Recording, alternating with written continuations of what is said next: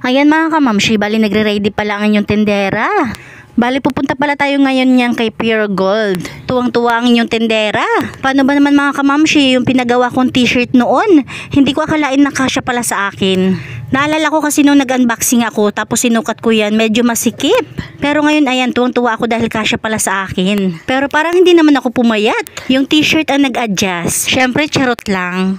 At eto na nga mga kamamshi, nandito na tayo kay Pure Gold. Hindi ko pa naman sana grocery day, pero ayan at napasugod tayo kay Pure Gold. Kasi nung mga nakaraang araw mga kamamshi, dumating yung ating ahente dito sa aking tindahan. Pero wala pa akong balak umorder. Sabi na ahente ko is nakapromo daw yung Marlboro Red. Kapag bumili daw ako ng isang rim is may libreng 5 kape. Kaya ayan, umorder ako sa kanya ng 2 rim. Sabi ko sa kanya is pipick upin ko na lang. Kaya lang yung araw na sinabi kong pipick upin ko is hindi namin napuntahan. Ayan at pagka umaga balak na namin puntahan ng asawa ko, pero bago man lang kami umalis dumating yung Pure Gold.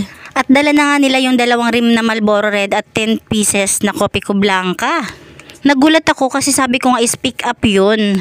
Bala ko rin kasing bumili ng isang box ng gin, kaya okay lang sana na pick up namin. Pero dahil andyan na nga, ayan, at binayaran na lang namin. Tapos pagkaalis nga nila, nakita ko pa sa loob ng plastic, may nakalagay na for pick up. Pero ayan, pinabayaan ko na lang. Tapos dumiretso pa rin or tumuloy pa rin kami pagpunta kay Pure Gold. Pero ang plano ko lang talaga, ang bilhin ko lang is isang box ng gin. Pero kung mapapansin nyo mga kamamshi, ayan, at nasira na naman yung aking plano na isang box ng gin. Kasi mga kamamshi, yung budget na dala ko dyan is hindi talaga pang grocery. Gin lang talaga yung nakaplano. Kaya ngayon medyo naapektuhan yung aking budget kasi sana is pang Wesley, mga panggamis yung pinang grocery ko dyan. Kasi ako, sabi ko kasi is nandyan na rin lang naman ako kay Pure Gold, mamili na ako. Kaya ngayon tuloy halos wala na akong mga Wesley, mga gamis, tapos wala na yung budget. Kaya lang yan mga kamamshi, mga ilang araw lang na mga benta dito sa tindahan is para na siguro yun kay Wesley or mga gamis. Tapos may moment pala dyan mamaya mga kamamshi na medyo nanghinayang talaga ako. Man yung isang box ng gin, hindi na ipasok sa aking points. Buti na lang talaga mabait yung ating cashier. Ayan, wala naman tayo magagawa. Sabi ko na lang sa isip ko, kung alam ko lang na hindi may papasok sa points ko, dito na lang ako malapit sa amin na bumili dahil medyo mura-mura. Uwi na kami mga kamamshi, medyo nahirapan kami dahil 5 box, 2 plastic yung dala namin. Naman naming service is motor. Medyo nainis pa nga ako sa asawa ko dyan dahil umuwi na nga siya dahil para kunin yung tricycle.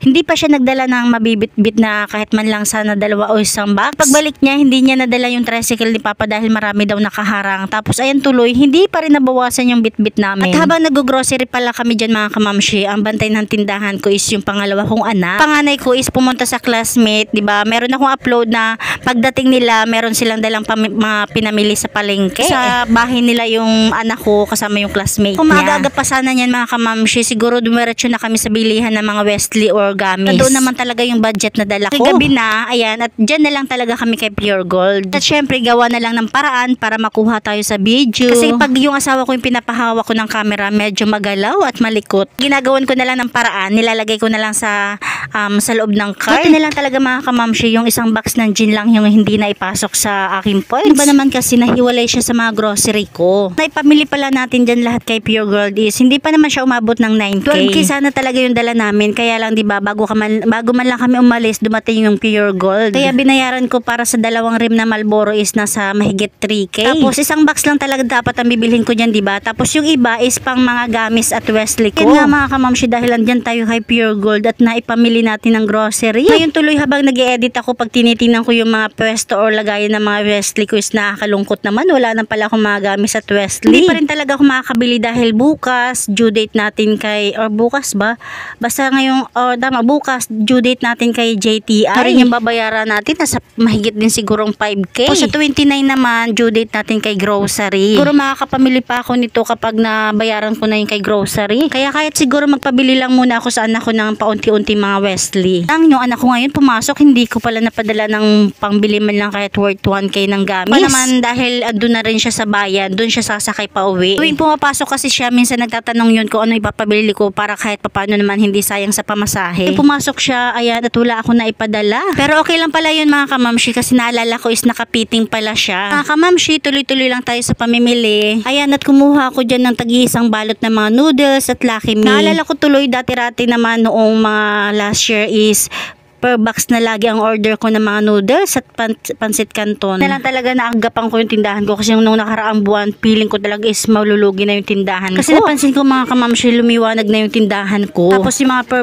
box na kung bilhin ko ngayon is pera-peraso na lang. Pansin ko, ayan, at talagang binantayan na natin yung ating tindahan ng maayos. Ang buwan kasi parang nabisi talaga ako kay Facebook. Kaya naman ang sipag ko kay Facebook noon mag-upload. So ngayon kung mapapansin nyo, lalo na dun sa reels ko, wala na ako masyadong upload. Ayan, okay na lang din kung makapag-upload. Kung hindi naman is sorry. Or sa akin, channel ko yun di ba? Baka hindi tayo mamonetize ni Lolo Meta. Kahit paano naman is nag-upload ako paminsan-minsan. Nakakamamshi, bali tapos na pala kami niyang mamili at nakapila na lang kami. Nung araw pa lang yan, napakarami talagang tao, kaya naman inabot kami ng ilang oras. Nagulat ka ako dahil sabi ko is hindi naman day 1, hindi naman hakot day. Bakit napakaraming tao talaga? Meron nga ako mga nakita kakilala ko at nag-back out. Nung makita pa lang talaga nila yung pila, hindi na sila tumuloy.